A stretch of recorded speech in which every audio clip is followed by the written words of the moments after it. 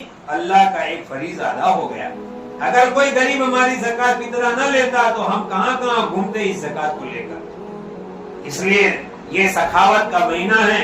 मेरे आका सल्लल्लाहु अलैहि वसल्लम के हाथ में माल इस तरह खर्च होता था जैसे पानी छलनी में डाले कभी टिकता नहीं है।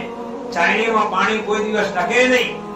घड़ो भरी नाखी तो आ बाजू नाख्यू नहीं, आ बाजू निकलियो नहीं। रमजान के महीने में मेरे आका सल्लल्लाहु अलैहि वसल्लम बहुत सखावत करते थे। इतनी सखावत करते थे कि कभी तो घर में इफ्तारी के लिए कुछ नहीं रहता था।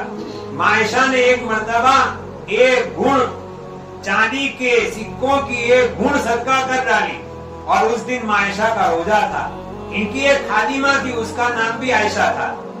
इफ्तारी का टाइम हुआ तो मायशा ने कहा लाओ कुछ इफ्तारी का सामान। उसने कहा जो था वो तो तुमने खैरात कर दिया। कहा तूने पहले याद दिलाया होता तो कुछ बचा लेते। इनको अपना रोजा भी याद नहीं रहा। आपने तो वजन तार પછી આલીએ છે कंप्लीट બધાએ ખાઈ લીધું, વધ્યું તો કે હવે ગરીબ ને વધો। हमारे दस्तरखान में गरीब का हिस्सा पहले हो।